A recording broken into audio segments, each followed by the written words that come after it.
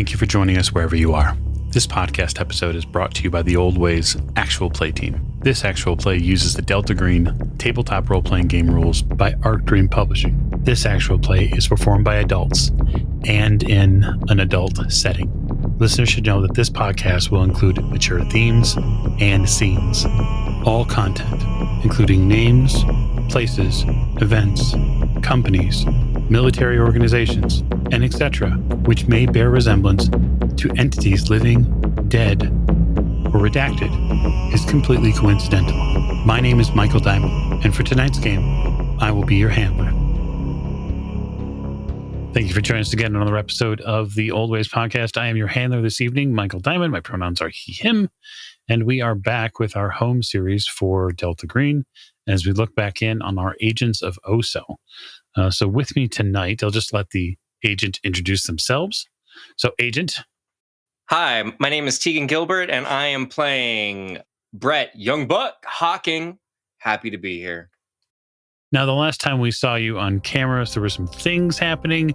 We'll sort of put that a bit in the background for this evening because we have some things to get to. Before we officially kick things off, though, I want to thank you, the listener, and especially you, the Patreon supporter, which we greatly appreciate.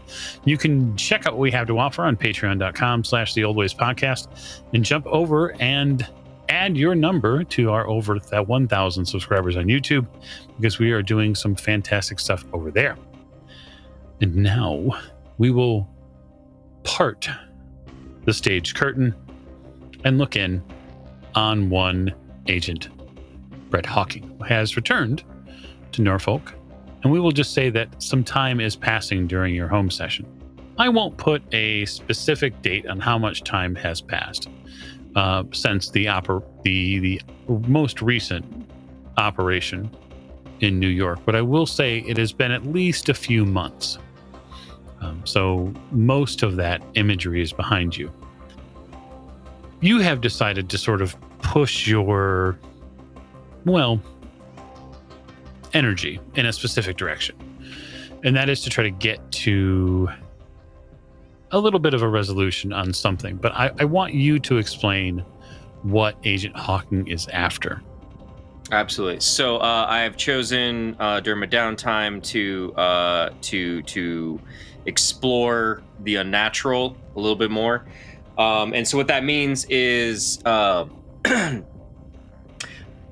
look, I've seen some things, I've smelled some things and felt some things that are thank God not tasted some things that are unnatural, that are beyond the ken of man. So yeah, I have the kind of mind where I can only become comfortable with something once I've been able to categorize it and put it in its appropriate box. So I'm gonna try to start my research on the things that I've seen, because they're not completely alien to me. There's a red person with horns that was conventionally describable as a demoness, and there was magical, mystical healing that was unexplained. And so I've got to try to fit that into my worldview. And so that is what I'm attempting to do. It's a struggle. The weeks that have passed since being in New York has been a struggle. Compartmentalization for you has been a struggle because there are so many things associated with what happened, not just below the streets of Red Hook, but in the fucking motel room. Like that, as you play it over and over in your head, this really big dude that came in fatigues and, just draped with this enormous snake around him. And then somehow you feeling better. You being healed, right? Just a little bit out of bounds from your reality. And those images and those experiences led you to have many, many daydreams, many dreams in the night of just difficult things for you to process, going into your own son's bedroom in your dream images and reaching into the crib and pulling out some horned devil that you'd help create. The feeling of that demoness's hands on you. All these things, and it's not every night, it's not every other night, but the dreams happen. And they spur you to action because, like you said, you have to find a way to come to grips with that part of your life. And one of the things that you do, of course, beyond drinking, one of the things that you do likely is you investigate, because as a member of NCIS, investigations are not unknown to you in any way. In fact, it's the way you get most of your information about really anything. So you spend some time. Maybe that time is time booked out when it comes to vacation time. Perhaps you forego some vacation time with your wife. Because there has to be a sacrifice to get this knowledge. It won't be enough to simply try to do it on the weekends or the downtime. You're going to have to make a choice. And much akin to anything when it comes to a home session in Delta Green, you have to tell me what bond you're willing to sacrifice points in to spend this time. Okay, so taking a look at who I am as a person here, I got three choices, right? I've got my family, I've got my parents, and I've got the regular guys gaming group. And I know what the metagaming option would be, and I'm not going to go with it because you know what? I have a justification for that. I'm not going to reduce any time I spend with the regular guys gaming group because you know what? That's important therapy and emotional processing. All right, I can cut off 1,000,000 demonesses' heads in the imaginary world of Dungeons and Dragons. But you know what? I think that we're going to miss a planned vacation going back home to visit my parents. Okay. We're going to reduce my bond with my parents, if that's okay. They are your bonds. They are your choices. Fine with me. Okay. So we'll reduce that bond with your parents by 4 points. Oh, that's like a lot. Yeah. I must have missed like, by 4 points? Jesus. Yeah. So it's not just missing a few events, really. I think I missed like a family reunion. I think it's probably worse than that. I think that what Brett decides to do in lieu of going to perhaps a few family functions or even say a death in the extended family, you stop prioritizing picking up phone calls. You make decisions that, well, I'm here researching this thing. I can't be bothered to, help you troubleshoot your satellite receiver in your house right now. You become sort of this unreliable person that they had relied on for so many years to do the little things, to always be attentive. And that's how the relationship becomes damaged. And remember that it's not just a detachment that they feel, that you have broken that. You feel detached from them now. As that bond drops from 14 to 10, you feel, well, they'll be all right. You make a lot of rationalizations and a lot of excuses, or you just let what you're charging after get in the way of who you used to be. Sort of like how you changed tack after coming out of Abigail Wraith's apartment. When you had your breakdown and you stopped caring as much about other people. But this is a little slower progression. We do manage to pick up some advantages to this. And they play out in a visit that you make to a local bookstore in Norfolk. And that bookstore is Prince's Books.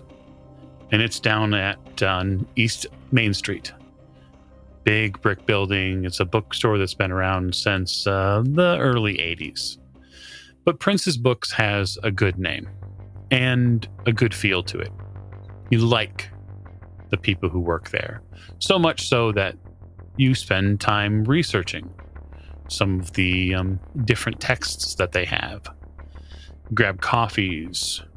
You end up taking your lunch break sometime near there so you can get closer to the bookstore, because they have a small but burgeoning occult section. Some of the tomes you've read 2 or 3 times. And one, we'll just say Saturday afternoon that you'd promised to go shopping with the family, but just have decided that you're going to have to tell them that you got hung up again. It's just the way it is. You're perusing a few books there. And one of the store clerks, his name is Bobby, he comes in with a new sort of crate of books. It looks like they use some USPS mail carriers, right? Pretty sturdy boxes to carry things in, especially books. And he's beginning to thumb through some of the things that have come in. And he gets through a stack of books and then has to run off to see someone at the front counter. And you can see on the top of this stack, there's this faded manila colored cover that sits on the top. It's a relatively thin book, but the symbols on the spine are sort of what draw your eye toward it. Those are 100% occult symbols. So we're like astrology, but even more complicated, like more circles and lines and hooks and wigglies and stuff like that. Absolutely.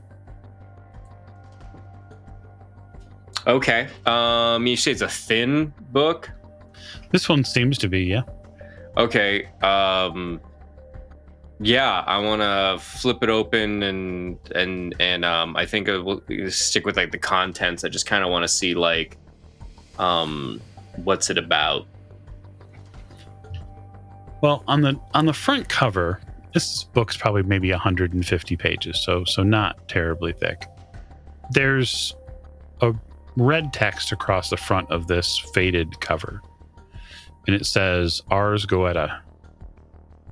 And then there's a symbol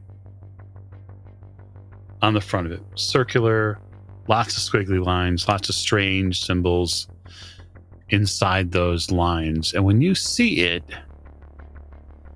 it almost hurts your eyes. Like you get one of those instant stabbing migraines.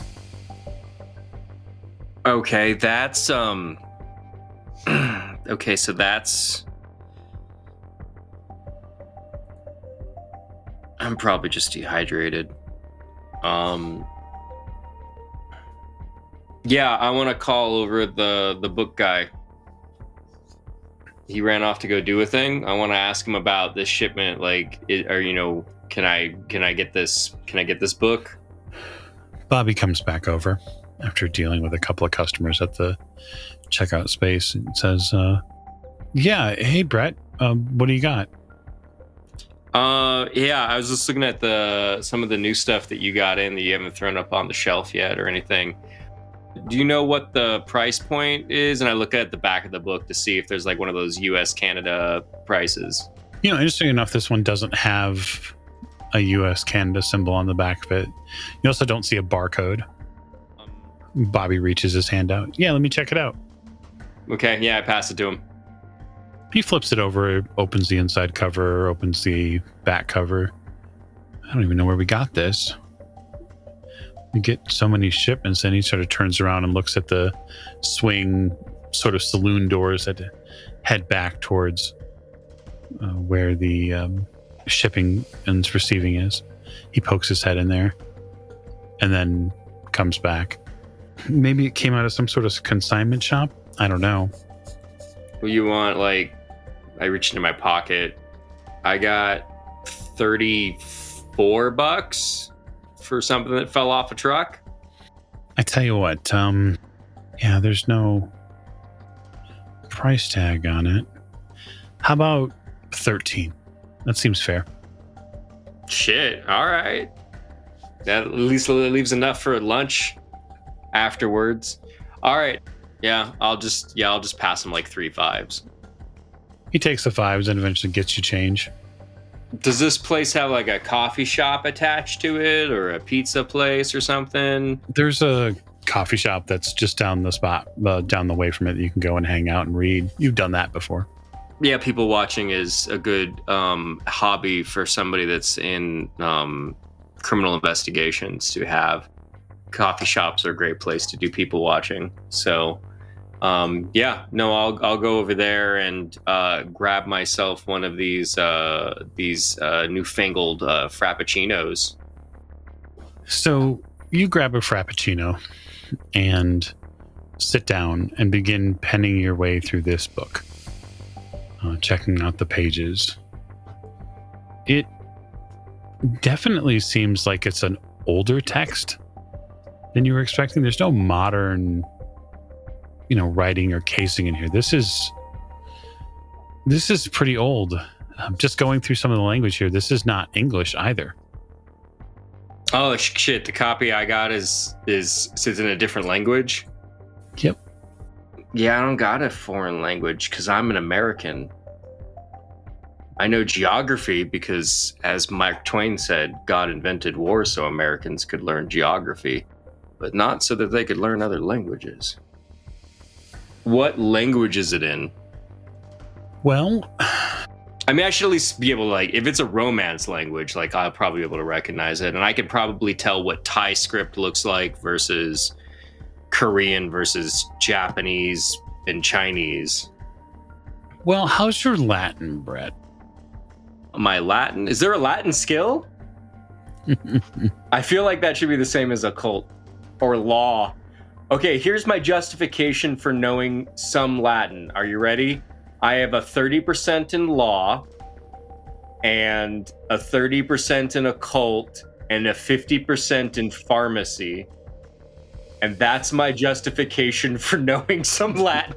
Okay, so I'll say that you know some Latin, or at least you know what Latin looks like, but not how to read it. Okay, so I recognize that it's Latin, and I could probably like read ergo proctor hoc and stuff like that, and Right. e pluribus unum, and like semper fidelis and stuff like that. Why don't you roll forensics for me? Roll forensics. Oh, snap. Okay. Oh, that's real bad. So I appear to have rolled a 97 over 30. I'm not feeling very forensic today. Yep, you are not. So you can tell that this copy is old, and it doesn't look like it's been put together by a modern printer. That's fine. I could take it to work. Hey, I got this book as a gift. Anyone know anything about it? Came from my weird nephew. I could do that. Let's do that. Can I go to a brainy person at my place of employment? You can certainly go to work and attempt to utilize, we'll just say, government resources in an attempt to figure out what this is. Oh, Brett's got a great idea that fits their intelligence score. It's in Latin, and lawyers know Latin, so I can go check with the JAG. We can go see the Judge Advocate General lawyer people. There's got to be like a mid-grade officer that can do that. Certainly. So you take it into work. This is a And smart idea. yeah, this is a very intelligent idea. You take it into work, and you have a judge, advocate general, a member of the council, one of the staff take a look at it, right? And they probably over a period of an hour deduce that yes, it's Latin. It's likely written several hundred years ago. They ask where you got the book. They end up asking probably a couple of times. At one point, they recommend that you might want to have it looked at by like a historian, because maybe it's a revolutionary era piece. But the detail that they give you after about an hour, in summary, is that it's a book that focuses supposedly on mystical arts, on the occult. Oh, really? And that its main focus is demons. There are some funny illustrations in it. There are some funny icons in it that you don't readily understand. They point out that these are sigils, markings of what these demons supposedly use as their identifiers. They didn't know that you were into this sort of thing. You get that from them. I mean, yeah. I mean, you come across this kind of stuff. I mean, the Navy brings in all types. And so I mostly just kind of was like, oh, hey, is this dude a metalhead, or is this dude, just like into, weird occult stuff? And so I found this book, and it seemed to kind of line up with that kind of stuff. So, is this part of a case that you're working then? I mean, I mostly just thought it was interesting. Oh no, I'm sure it's interesting, but I suppose I'm just trying to figure out, just a hobby. Yeah, I mean, like if I come in with nail varnish on, then you'll know that I've gone too far into it. But yeah, just a curiosity, I guess. That's what I can tell you. I don't know how deep I'd want to get into it personally. Yeah, do you think is this like weird sick stuff? Like, is it? I don't know. I mean, it's demons, right? So the reason why I asked if you were working a case for it is because this is the kind of shit we find, with people who have lost it. Yeah. I mean, I guess then it means I'm on the right track when it comes to, looking into that, if it's stuff we've seen before. So like, do you recognize the book, or? No, I don't recognize the book. I mean, I think some of these names in here I probably have seen before. Just, he goes to one of the entries here, and you see him run his finger over one of the names in it. He says Asmodee, right? This is a Asmodeus. It's a demon king. Yeah, I know who Asmodeus is. Like, I play D&D. He gives you a weird look. Dungeons and Dragons. It's like a nerd thing. Oh, okay, yeah. Yeah, it's a demon king, and then you put a little plastic figure out, and then you fight the demon king. It's like Doom, but like but on tabletop with plastic. Okay. Yeah, that's what this book is about. It's about demons. Huh. All right, cool. Okay, and I already know the title is the Ars Goetia Goetta. Okay.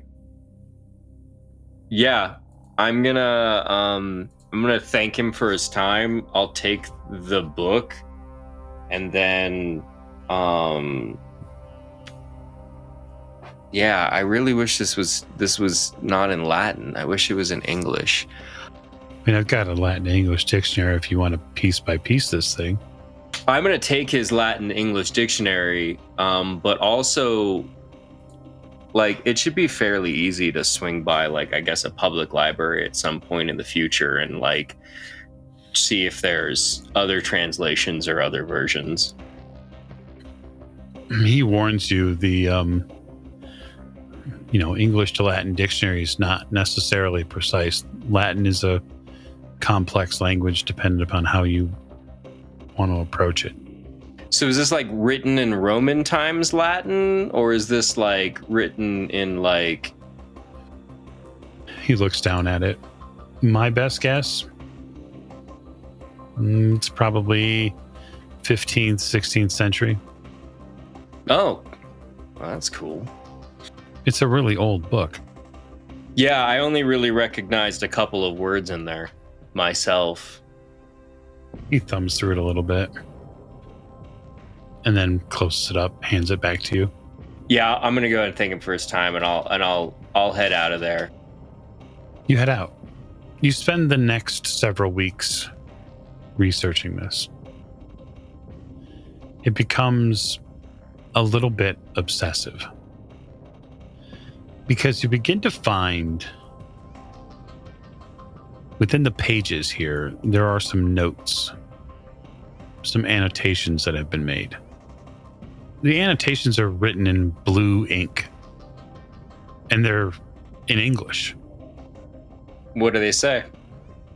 Well, it's a little confusing, but that's only because you don't understand who the person is referring to. One of the notes says, beneath Bradalbin is a door. All right, well, that's a bunch of hooey. Is like Bradalbin like a wizard? You're not sure. Another one of the notes says Bale and Wild each.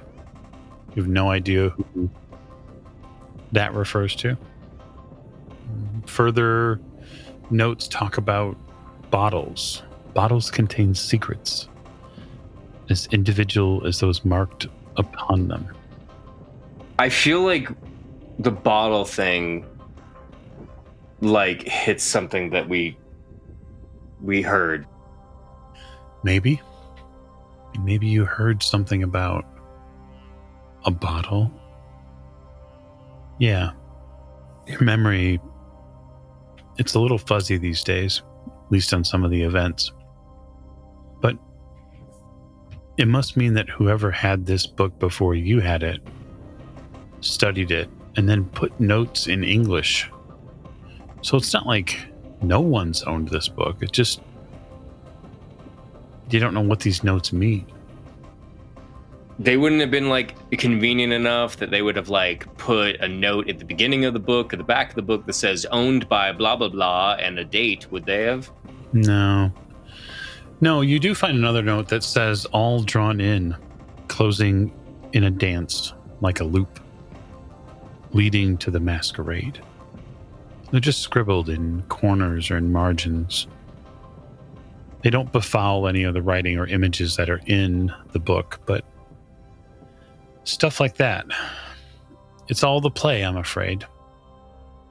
Okay.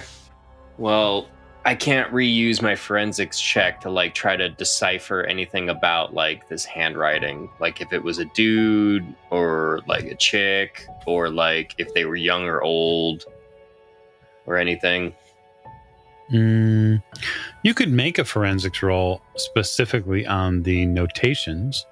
Yeah, I just want to like know what's knowable about handwriting.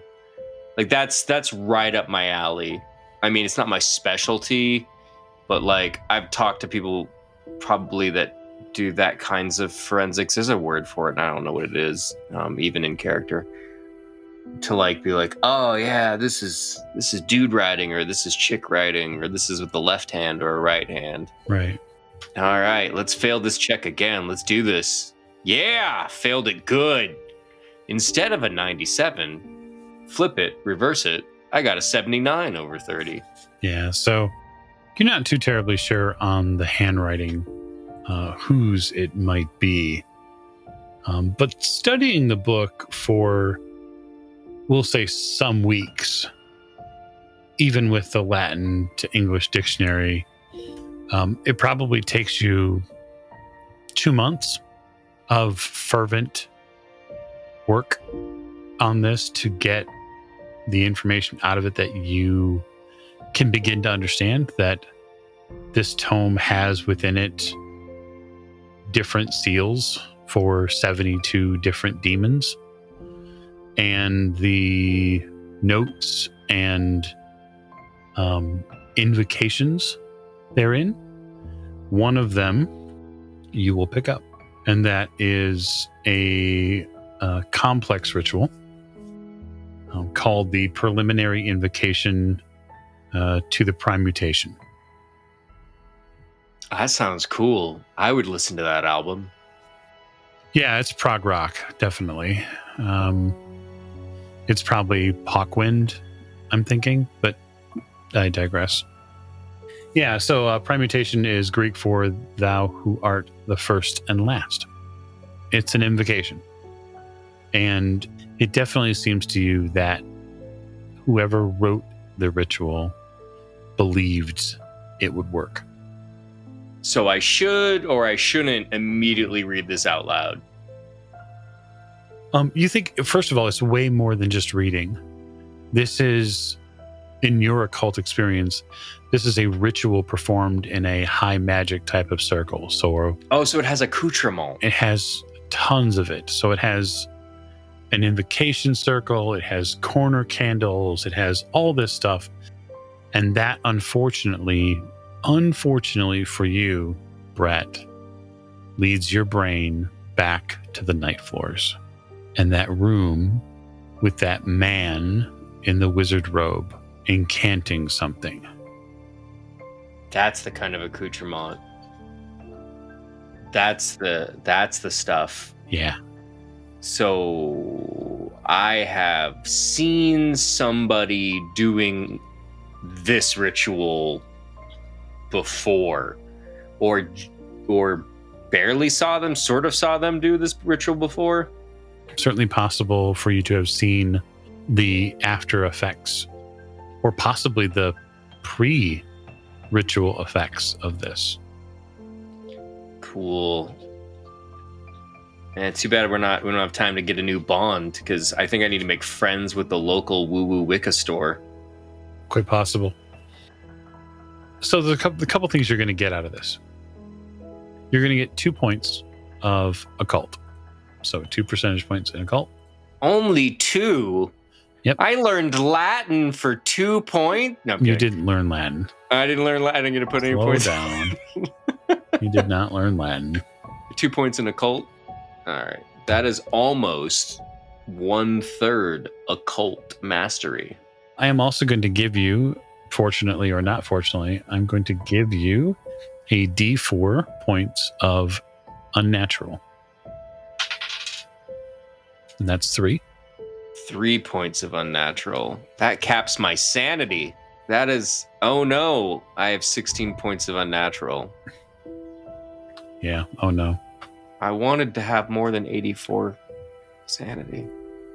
I wanted to become the most sane person ever. Nope. And I've learned a ritual. Yeah, you've learned the basis of a ritual. The basis of a ritual. Yeah, you haven't tried it yet. You don't know if it actually works. It's a theory at this point. What do I think the ritual does? You believe that the ritual summons a demon. Any particular one? I don't want to bring her back. There are 72 names in this book. You don't know even if she's in this book. 72. That's almost half as many Pokemon as exist in 1997. And is Brett playing Pokemon? Brett might be. Just blue, because there's only 2 choices, red or blue, unless you read Japanese and then there's green. So, okay, there's 72 choices in this Mad Lib. And do I have any feelings of what choosing any of those do? Not really. You would have to research the demons themselves specifically to know more about them. It doesn't appear that this tome carries any specifics. Most of it, quite honestly, is the preparations for the invocation. Okay. That's what most of what this is. Is there any like verbiage along the lines of like protection? Like I imagine in a book about demonology, there's got to be a bunch of shit about wealth, and that's fine. But I feel like that's tempting fate. What if I have an altruistic motive? I just want safety. There is, as part of the ritual, a protective circle which you create around yourself. That's where you cast this ritual spell from, is inside of a protective circle. Oh, no, I'm sorry. I meant like if I choose the demon Flareon, do you just have a conversation with them? You don't know. I don't know. No, and there's nothing in the book that says what happens. Flareon would be a really good demon name. It's not in this book, but yes. Should I choose one? Should I try one out? You know what? I'm gonna let chance pick one of the 72, and I'm gonna flip through the pages randomly and see which one I open up on. Let the fates decide. Yeah. You're sure about that? I mean, I have 72 different names. Okay. And so far I know one of them is named Asmodeus, and I'm not going to summon that one because that one sounds spooky. Is there like a cuddly demon name? Is there like Flubber the demon? No, not that you see. No? Well, I think what we'll do is we'll play this touch tap. And that is, you said you were going to open to a random page and that you were just going to go for it, in effect. Yeah, because like I want to, I'm going to let the good vibes in. I'm going to let that, or the bad vibes out. we're gonna, it's a good number between 1 and 72.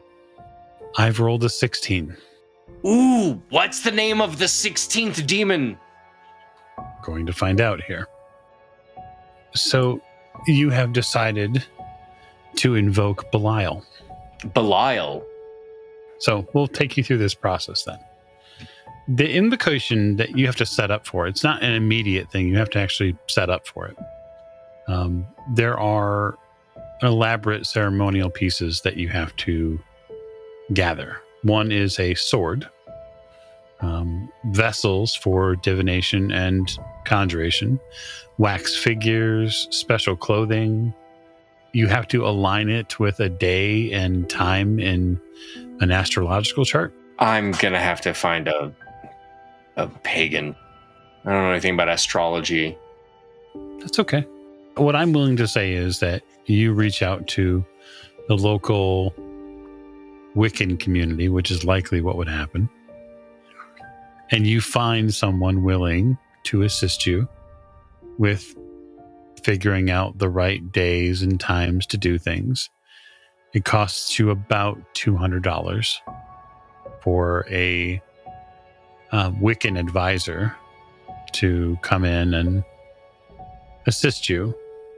I mean, I know this is not a Wiccan ceremony, but there's enough overlap that I can be like, I think you might have a sword and a cup and maybe some incense, and I hope I'm not being insensitive, but would you help me do this bullcrap ritual to summon a demon? So they're not willing to help you summon a demon. That seems fair. They are willing to show you the time and the day that it needs to happen on, based off of what you're choosing. They will sell you the essential oils and the magical pieces of equipment, the garland, the altar cloth. They'll sell you all that stuff. You spend several $100s doing that. My question is to you, Brett, is where are you doing this ritual at? I can't do it at my house. I can't do it at my house at all. I'm gonna go camping. Okay. By myself. I've been avoiding, all of this time, hurting my bonds. So, you know what? We're gonna go camping. I'm going camping with the boys, except for in this case, it's gonna be me and Belial. We're gonna do a preliminary invocation of the I forgot the third word. The preliminary invocation to the primutation. To the primutation. All right, we are going to do the preliminary invocation to the primutation, and of specifically Belial. Okay, so you go out and you camp in the pleasant countryside of Virginia. You leave your wife and your child behind. They ask a ton of questions. You let them know that stress at the office has really gotten to you and you just need a few days to yourself. You manage to get away into privacy. You create a complex circle at your campsite, and over the next few days, prepare a spot where you can perform this ritual. You invoke Belial there at the time and day that this advisor told you to do it at. You are struck by a serious gastrointestinal problem as the ritual completes.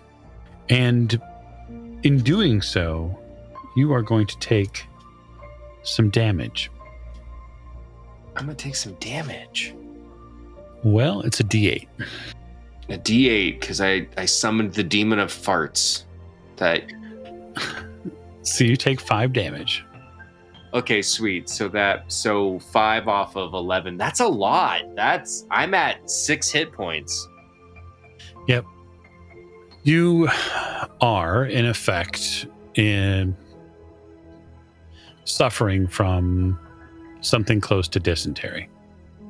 Jesus.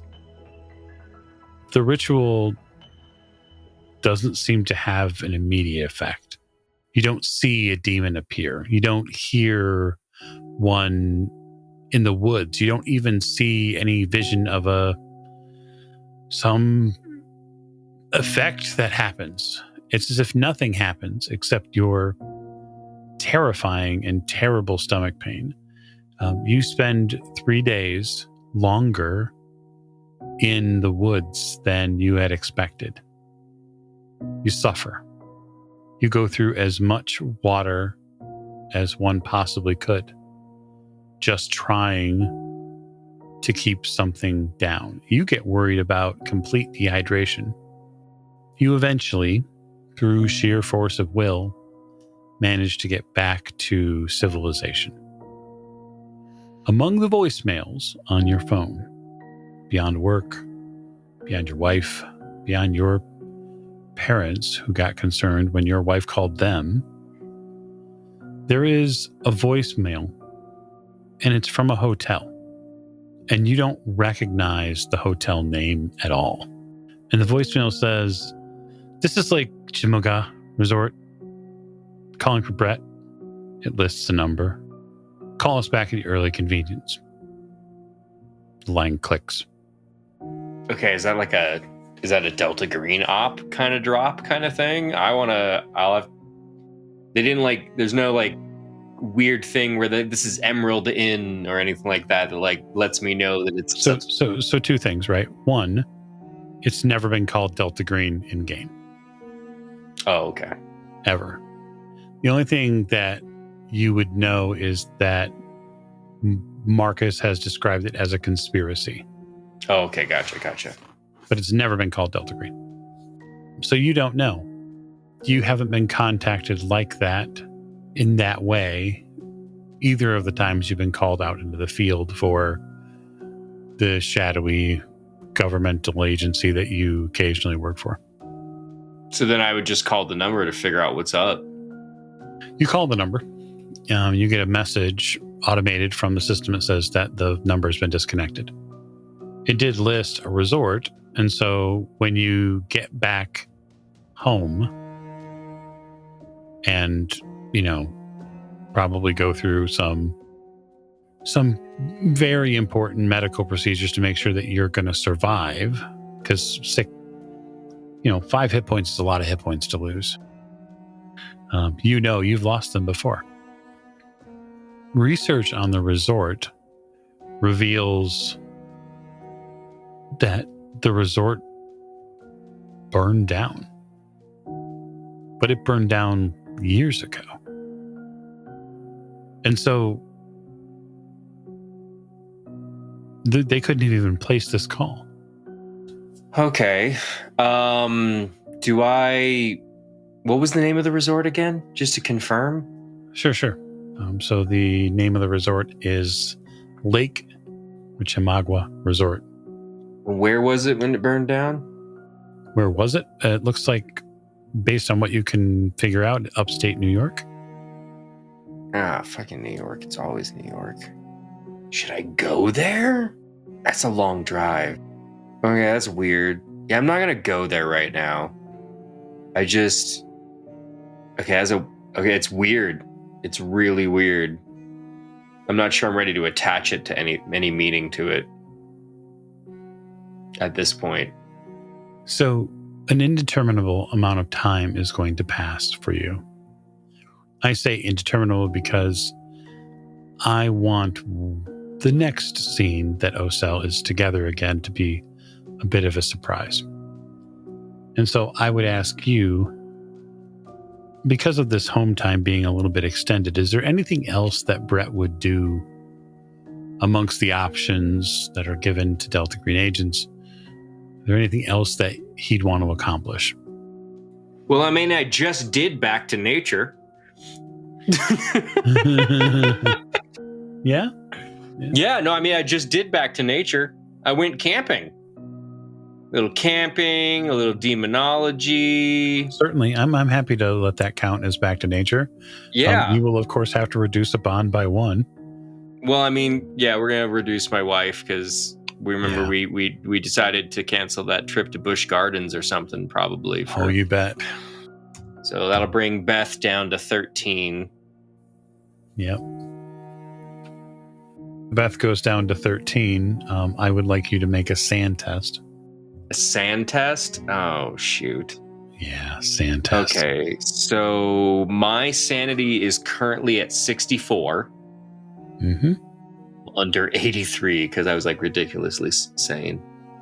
This is going to be a good pass too. I know it. I feel it. Yeah! 45. 45 on the city 4. Okay. So by book, you get a D4 sand back. And that's 1. 1. Only 4 points back till I can get back up to 69. Nice.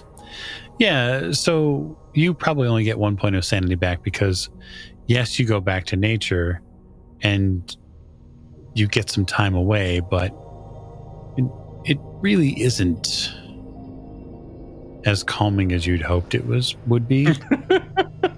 What with the terrible gastrointestinal problems that you encounter, and worse yet, the undescribable voicemail that you end up finding when you get back into cell signal.